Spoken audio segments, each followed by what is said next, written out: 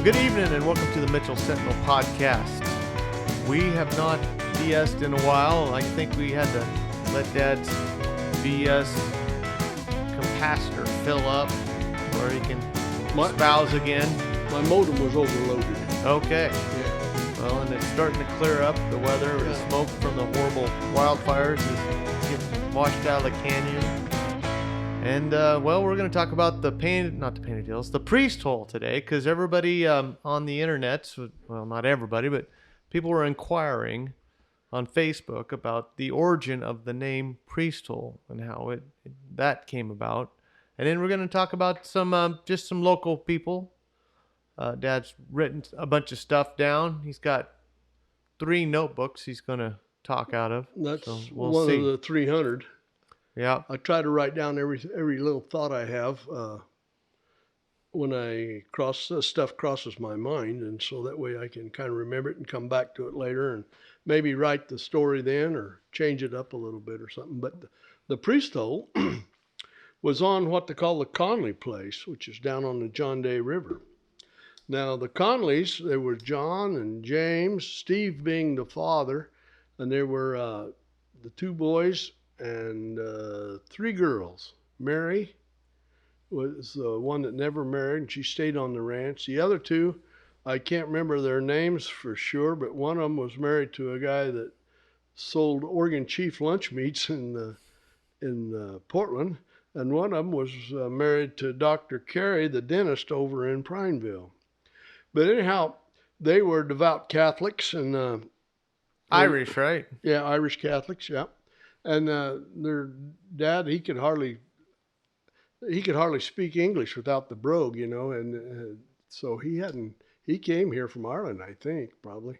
But anyhow, they had this place down on the river they developed. It was a kind of a flat down there, and they went down, and it was kind of sandy soil and everything, and they planted a lot of alfalfa hay down there and leveled it all out, and they irrigated it out of the John Day River. Well, they were going to the church, the Catholic church in Prineville, and happened to be the Catholic priest over there was a guy by the name Father Conway. I don't remember his first name. But you're just being respectful all the time by calling him Father. Yeah, right, yeah. And there was only the family fished there, my dad, myself, and Father Conway. Other time they kept it locked up. So actually the original priest hole was downriver where the one is located now, and it was at the mouth of Shaw Canyon, which is just above the Burnt Ranch. But I think back in 1957, 58, maybe, they had a flash flood come down Shaw Canyon, and it took the best hole on the river and filled it up full of mud, debris, and big rocks, and kind of actually pushed the river over towards the fields. And Father Conway, he used to say he just stayed right there and catch them fish right out of that priest hole there. But he was... After that, he couldn't. No, after that, he had to change up a little bit. So there was probably the second rated hole in that whole river there on the Conley place. And so he moved upriver and he started fishing there. So that's how the priest hole got its name. But I was talking to Jimmy Conley about 3 or 4 years ago, and he said that Father Conway, the fishing must have been really great for him, because I think he went on to live to be 95 plus years old, and he finally passed away in a home for, I guess, retired Catholic priests. Huh. At about 95, 96. So. Well, how old was he when he was fishing down there regular? Oh, I would say he's probably 38, 40 maybe. Okay. So that was in the 50s. Yeah. So, well, he probably did all right then. Yeah, he did okay down there fishing. But, I remember, too, that at one time I'm not so sure, but I think the priest hole originally is the one where the deep hole is, where it comes down around the rocks, and it's right above the beach. Boomerang Beach. Yeah. Now, I don't know. Mitchell used to go down there and go swimming a lot there at that. Yeah, that was that place. That was the swimming hole. That was for the whole town. That was our, I guess, our aquatic center. Well, and it was private at that time? Was it Charlie Miller owned it, or? No, Conley's sold it to a California outfit by one of the guys' name was Aaron and Ben Lillian were partners. They're brothers, and Irving Broad was a partner. Now I did a little research and I found out that after they had bought it, they changed the name to Line Bar, and they had their brand was a bar above an L and a B. Okay. So Line Bar standing for Lillian and Broad. Okay, that's interesting. Yeah, and so Todd Taylor, he recently bought it from Woodard, so he owns it now. Well, the ranch. The ranch, yeah, the timbered ground that went with it. But we're talking about Yeah, the river. The river, yeah. And they bought this from Conley's. Conley's, yeah, right. And so, but after that, like I remember in the 70s and 80s, that was the swimming hole for the town. And well, who owned it then? Was that Brooks Resources, or? No, I think when Brooks Resources got in Jack Collins, they locked it up again. Well, I remember going down there, and sometimes it was locked, and sometimes it wasn't. Yeah. But anyhow, back to this Broad now. I seem to think that Broad was the one that nailed the boomerang up into the tree. Oh, okay. Now Mary, she kind of disputes that. She thought maybe at Morris Wayne some of those guys might have done it, but I think Broad put that up and called it. He had little signs all over the place. There was Mike's cabin, Pat's cabin, out cabin. He had little signs everywhere directing people, I guess, where to go. And so they would just let the whole town come down. Yeah, it seemed to be no problem for them. So that's cool. Yeah, that was good. Yeah. And if you've ever been to the Priest Hole, now there's a boat launch there, but up the river, just underneath the rapids, that's the fishing hole. That's the deep hole there underneath the rock where everybody used to jump off, and then as it come down, there used to be kind of like a spit that went out into the river, and that was Boomerang Beach. Yeah. But then that got washed out. You know, it's still there, kind of. Yeah. Yeah. That's your mom and I got baptized there. And, I was there. Yeah. Yeah. There's 5 of us baptized there that day. But yeah, so that's kind of got a lot of significance, that beach for the community, and in the past, and now it's owned by the BLM, and well, the locals really can't get down there much. Yeah, because they put so much pressure on. Nobody wants to go down there. So many people. Yeah. But the BLM came in and they wanted to. They was having a meeting on what they wanted to do, and they wanted to put more campsites down there. I said, boy, I tell you what, I think you're creating a problem if you do that, because it can only support so many people, and the more comfortable you make it for people, I said, the more people you're going to come, and the more pressure is going to go on it, and it can only take so much. Well, they put outhouses down there. Oh yeah, that was nice.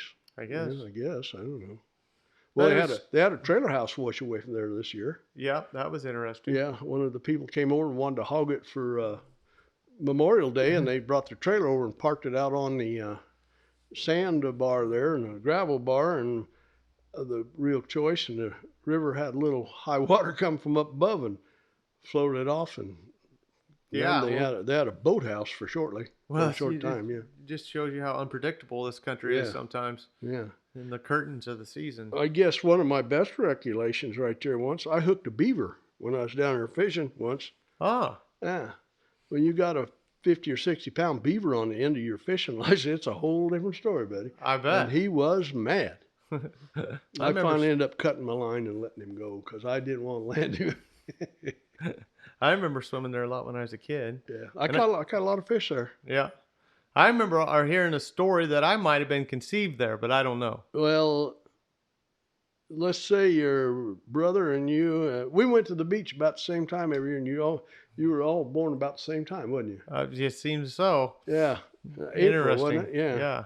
So September there. No, I have to talk to your mom about that. I don't think I will. Okay.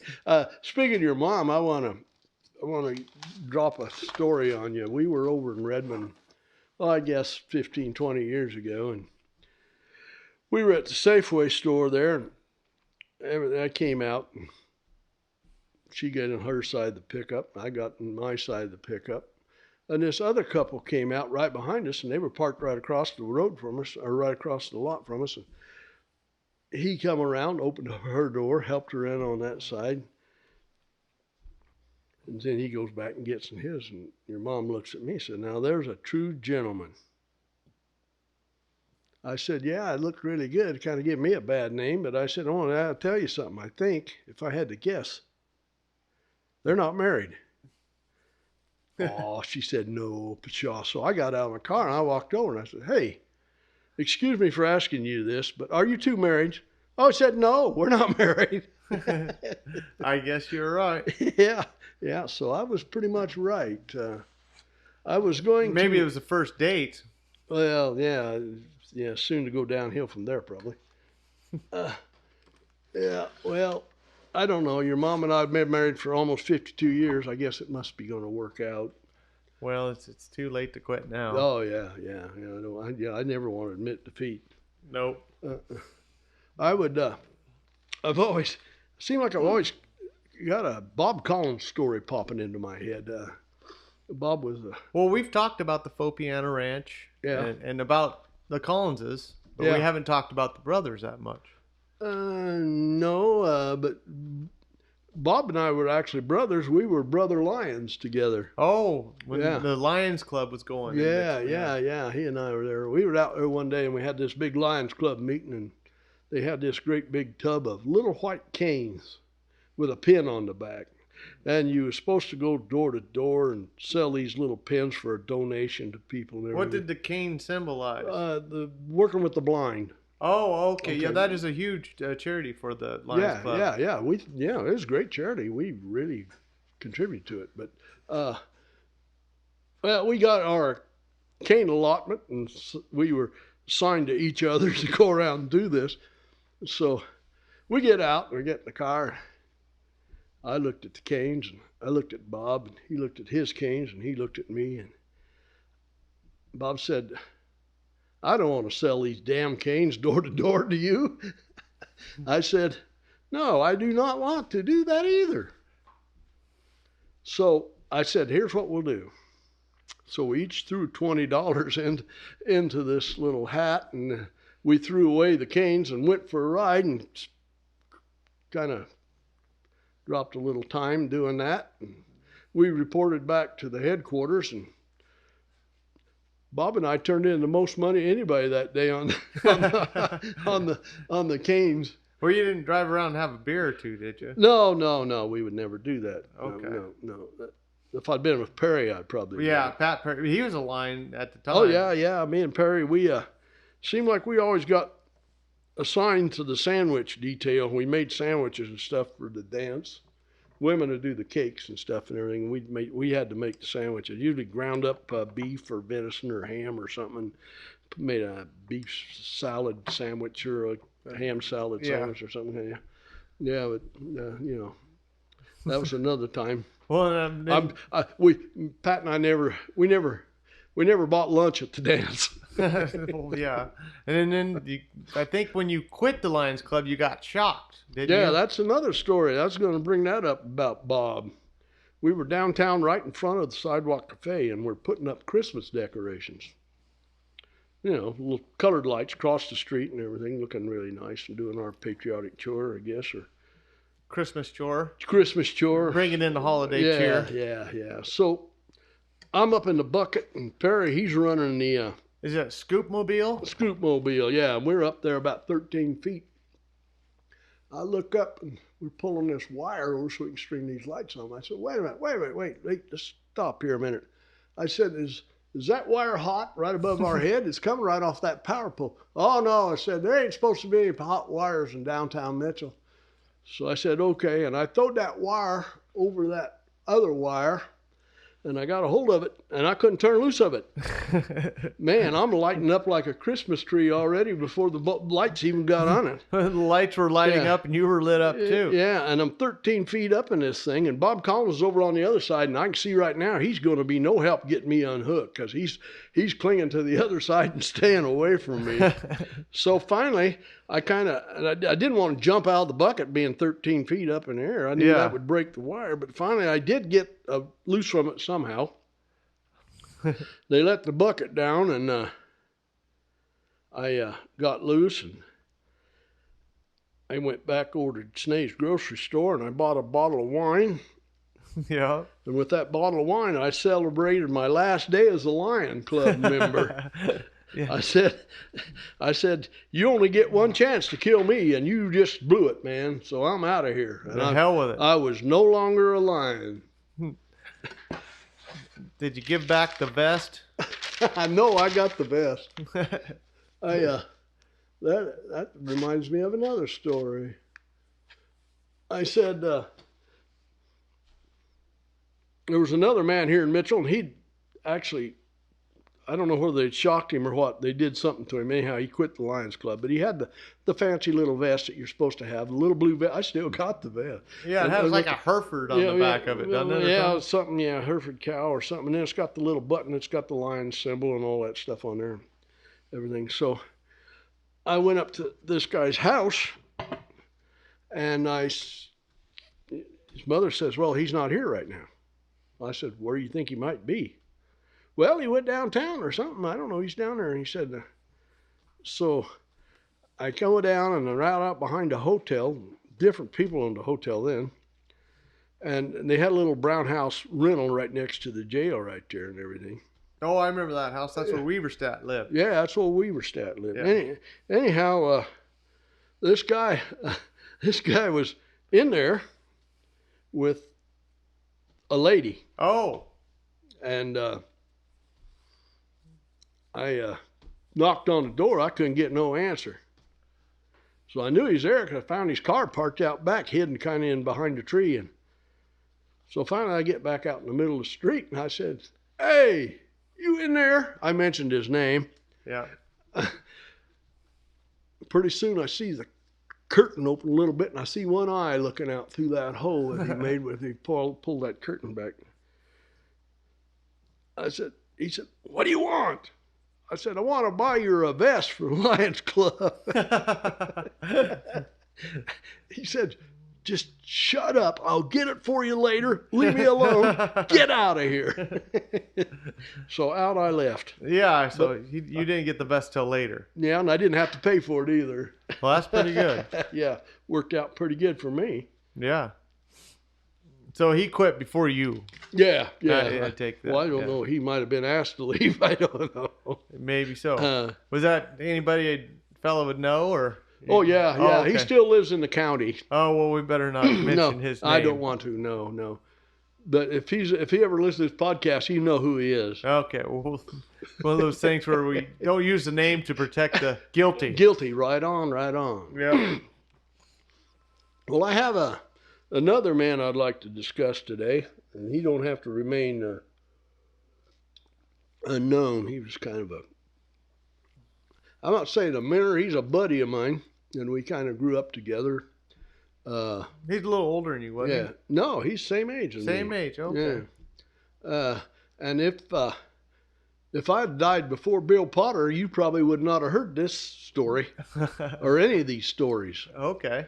Bill and I were really not too compatible, but one couldn't think of, the other one would think about. Mm-hmm. So we first crossed our paths probably back in 1958 playing basketball and sports and everything. He played football, but I didn't, and he played basketball. Now, he went to school here in Mitchell? No, he went to school in Spray. He started off in Spray. All right. Because he lived there at Big Service Creek. And we had a league tourney over in Monument in 1958. And Monument had a brand new gym, by the way. That's why we had the tournament over there, because in 57, their old gym had burnt down and they had a brand new gym. So. Is that the gym that's there currently? Yeah. Okay. I didn't play in the game because I had a broken leg. Terry Snae and I got in a fight, and I fell down. He fell on top of me and broke my leg, but that's a whole different story. Oh, so, I thought maybe it was the time you crashed a Jeep and broke your leg. No, that's a different leg. Okay. Yeah. We did all this playing basketball and all this stuff and everything, and then we went to college together in the fall of '61. He stuck around a little longer, didn't he? That used to, yeah, I'm getting there. Oh, Uh, he we went to, like I said, college in Eastern Oregon in 1961, the fall of. I was my roommate was Steve Payne, who was from Mitchell, and he was about a junior, I think, or something anyhow. But anyhow, I guess I decided that we did our schedules and everything and got them all ready to go and everything. And had one class, everything was good and everything. Had one class and we had to reschedule, which means we had to reschedule everything on that deal. And it was about a 4-hour process and everything. And I found out I didn't know much, and up there they didn't care if I ever learned anything else either. So well, you don't go to college Yeah. because you know something, yeah, right? well, I guess. But anyhow, I came home. And Bill came home with me. Oh, really? He didn't. You guys both lasted a week. Yeah, the first time for him. Oh, okay. Yeah. He went back? Oh yeah, his mother grabbed him by the ear and just took him back up about the next day, I think. Oh, I see. Yeah, and I stayed hid from my mom for a couple of weeks till she kind of got it out of her system. I just figured you guys got up there and got to drinking beer and then, No, we didn't do no drinking when we was there. gosh dang. Yeah. That's But the first anyhow, thing I tried at college. Yeah, well, no, we were good. Well, we did what they call this orientation. It had dances and sock hops and all this stuff, and it was kind of a fun time. And then they actually expected us to go to school. Yeah, Jeez, yeah. ruined the whole thing for me, and I didn't want to have nothing to do with it. You're But- just learning to dance better. Yeah, I was, but I always kidded Bill. I said, a lot of good. He stayed another 4 years and got a degree, but he still ended up on Big Sarvis Creek anyway. Spent his whole life there. Well, and he ended up being a teacher, though, didn't he? Yeah, he taught over here for a while. Yeah, and he lived in the old house downtown. Yeah, he lived in the big house right in our old house, and we Yeah. lived in a little house. And I That's really, right when you got married, right? Yeah, we got married about the same time, and they came to Chivarius one night. Now explain to the audience what that is. Well, Chivalry is where you go to the newly wedded people and just mess over them a little bit. And they're supposed to give you something to eat and have a sort of a party. And they put syrup in your bed and sugar and all sorts of weird stuff and mess with you over a little bit. But, you know, Bill had everybody so daggone scared of him being so big. And anyway, he scared them all off that night, and we never did get shiveried. Well, that's awful good. Yeah, I really appreciated it for that. Yeah. Was that when you just got back from the honeymoon from when you went to Winnemucca? Yeah, it wasn't too long after that. But before we get there, I was going with a girl over here, and Before you got married? before I got married, yeah, and I guess I regressed, transgressed, whatever it is. Yeah, I'm going to gress anyway. They had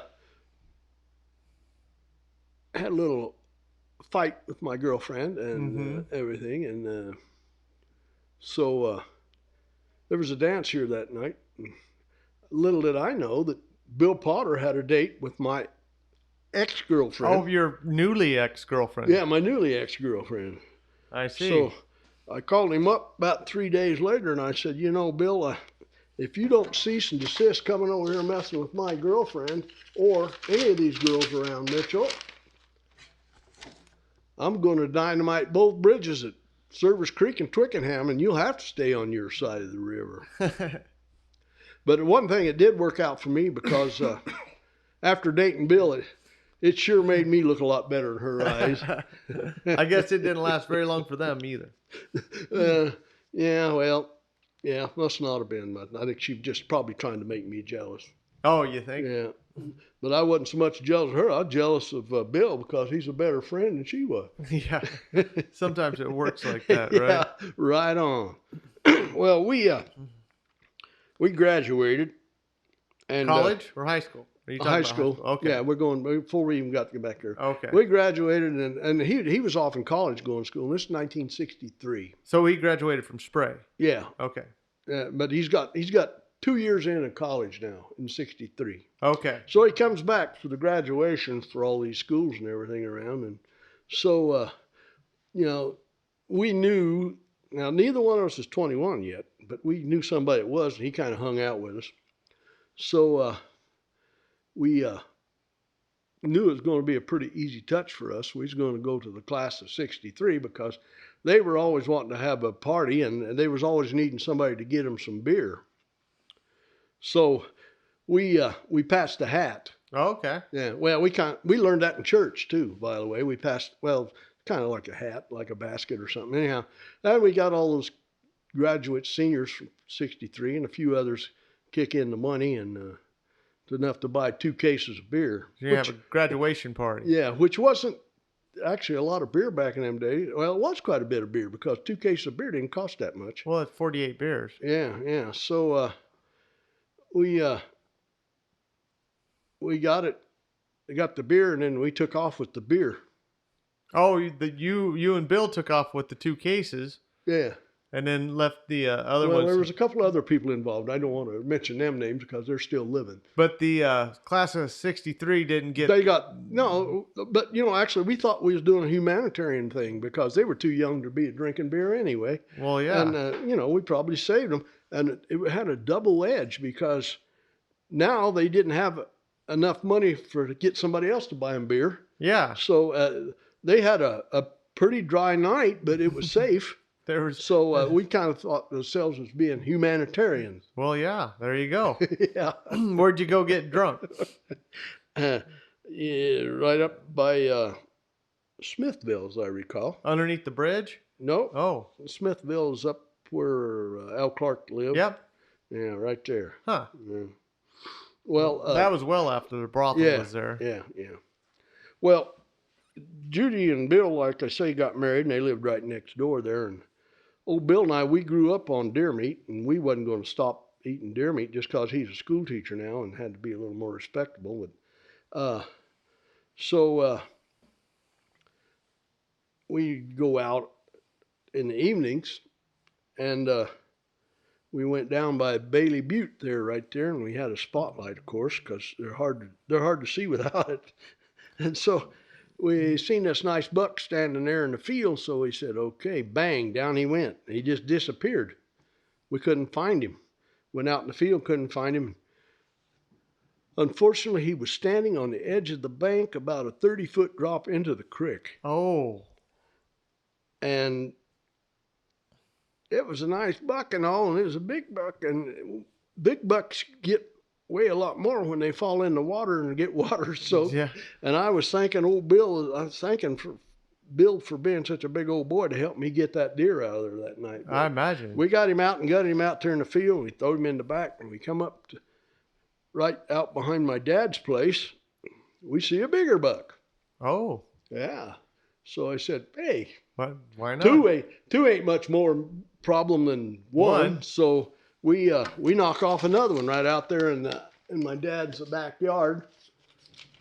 And so we're out there and we're gutting him out with a little light. And here comes my dad with a pistol. Uh-oh.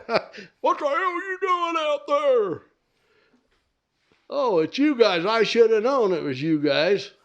So we got him in, and we finally got them all taken care of. But that wasn't the only ones we killed. We lived on quite a bit of deer meat. Oh, back in the day, that's how you survived. Well, that was kind of our welfare program back in the day. Yeah. We didn't get anything else, so. But your mom made me quit poaching, so. Well, that's probably good. Yeah. I kind of remember the poaching quit with your drinking, kind of. Well, that might have been a contributing factor because I sure hated gutting them out when I wasn't drinking. Well, and also then we didn't have to buy beer. We could afford to actually buy a half beef or something. Yeah, right. Yeah. Well, I did that once, and with Mom, your Mom and I think you were a little shaver. We took the old Jeep. We had a single cab on it. Went up the ranch to get I think Mark was there too. Maybe. Went up to get a Christmas tree. I think we've told this one before. I'm not sure. Well, anyhow, I said, well, we're up here getting a Christmas tree. You ought to put a couple old does underneath it. So we come down with a Christmas tree or two in the back, and I think 8 legs sticking up through the Christmas tree. But well, the part that was kind of the spookiest was that we had to stop and talk to the game warden as we were coming and hit from the gravel to the pavement. Yeah, that's when your mom went berserk. I said, you might as well get a neon sign and put guilty all over yourself. Well, you had to talk to him because you knew him. Oh, yeah. And you'd Hey, think you're hey, kind how of you stuck doing? up if you didn't stop and Well, yeah, talk. they knew if I drove on by that they'd be suspicious. Yeah. Yeah, well, that's the way it goes. Well, anyhow, back to Bill. He married Judy, and like I said, they moved into the big house. Well, early one spring, we decided that, hey, opening fishing season today, let's go fishing. And it was kind of a little snowy and nasty, but, opening day, you got to go fishing. So we go up to Mountain Creek. There's my old Jeep. I had another different Jeep then. This had a full cab on it, and all four of us was in there. We drive up to right where the old Mac Nichols homestead was and drove down there. And somehow during the day, we got on the wrong side of the creek from where the Jeep was, back and forth. So we're coming down. We ain't catching fish. The creek is too high, and we're cold and wet. And so we get down there, and Bill and I, we jump the creek, and Judy's still on the other side. I said, she hears this podcast, she's going to kill me. But anyhow, said, you can make it. Just jump like we did. I can't jump. I said, well, yeah, you can. And about 10 minutes of coaxing her, so we convinced her that she could jump. Well, she probably could have, but she got a big run at it, and she got to the edge, and we knew she wasn't going to jump. She was going to dive. Oh, so she got scared, stopped, and her momentum put her right in the creek. Yeah. Well, she dove. She finally made it to the other side and pulled herself up on the bank, and Bill said, don't laugh. Don't smile. Don't do anything. And don't say nothing. But I could tell that the blood was really traveled from up her lower body up to her face, and she was redder than a beet. And I don't know if you could have kept silent. Well, it was hard, man. I'll tell you what. All the way, I bit my tongue twice and my lip 3 times on the way home, and she's cold and shivering in the back. And I knew that if we knew it had been over for her, this had been the second time we might have got a chance to get killed. Yeah. Yeah. But Bill and I, actually before he got married, went down. Let's see, this has got to be in 64. We got called to go to the Army. Got our draft summons. So we go to Arlington, get on the bus. So he was already out of college then? No, he's still in college. Yeah, okay. he was still in. But we went down, got on the bus. First thing you have to do is go to the liquor store. And I think by then we might have been of age. I don't know. Anyhow, sure you were. Get a little pint of whiskey, and get a little juiced up just because you're going to Portland and got to do all this stuff. So you're drinking on the bus? Yeah. Oh, yeah. Oh, in Arlington? Oh, yeah, and that causes a problem, because but there was about 15 of us. I don't know. I drank on buses. So it's pretty good deal. But anyhow, we get down there, and they get to the part where they do all your stuff, and they make you get in this room, and all you got on is your shorts. Well, it didn't take me long to figure out this was kind of a double test. Everybody, all these men stand around in their shorts. And underwear? Yeah. And so I'm looking there, and everybody's looking around. What are we going to do now? This one doctor, he's kind of scanning everybody and everything. He walks over to Potter. Now, Potter's like 6'3", probably weighs 215, 20 pounds. Big, huge man. He walks by him, he walks over to me. I'm weighing about 150. And, I'm not fat, I'm pretty skinny. And he looks at me, looks back at Bill and everything. He says, well, you might as well go put your clothes on, he says to Bill. You're gonna make it. I said, how come? I'm $150, and he's this big specimen there. Yeah. Well, I found out too that big specimens sometimes screw their knees up playing football because they are big. Oh. And so he had a football knee, and all he had to do was look at that knee, and he seen that he was 4F. Yeah, he was 4F, man. He got to go home. Huh. And I stalled another half year before I went in, but I had to go. But I always threw that up at Bill a little bit, being such a puny little feller. Didn't pay off for me though. But Bill out of all the things he gave me, he opened up my life and turned me on to the gift of love of Jesus Christ. And he said a long time ago, he told me, he said, you know, I'm onto something called faith in the Lord. He said, you just hand your life over to God and confess your sins, accept Jesus Christ as your Savior, and he does all the work for you. And so I said, hey, I might think about that too myself, you know, and I didn't do it right then like he did, but He planted the seed. yeah. But I said, dwell not long on what we lost, but remember what we gained. Bill was a good son, a good brother, a good husband, a good friend, good Christian, and a good man. Now, I don't know how it works. I probably never know.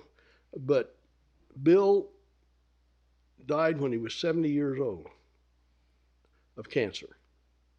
Now, here's a big, human, healthy person that tried to do the right thing most of his life and everything. And 70 years old, he's gone. And I missed him for 7 years because I'm still here. But I said, Bill got it right. He set the bar high for the rest of us. But from him, we would expect no less. So, Bill, my partner, if any way you can hear this tonight, thank you for all you gave me. I appreciate it, man. Amen.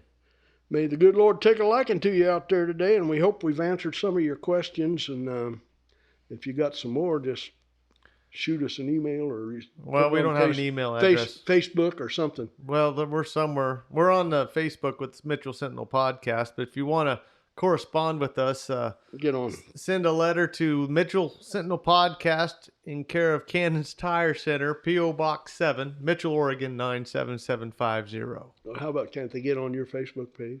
Well, there's a Mitchell Sentinel Facebook page too. Oh, there is? Yeah. Oh, okay. But some folks, they're not on Facebook. Oh, I never listened to us, so I don't know. Yeah, and you know, it might not be so bad to have some handwritten correspondence these days. Yeah. Do the thing called snail mail. Yeah, and if you do, please make it in cursive because I can't hardly read printing anymore.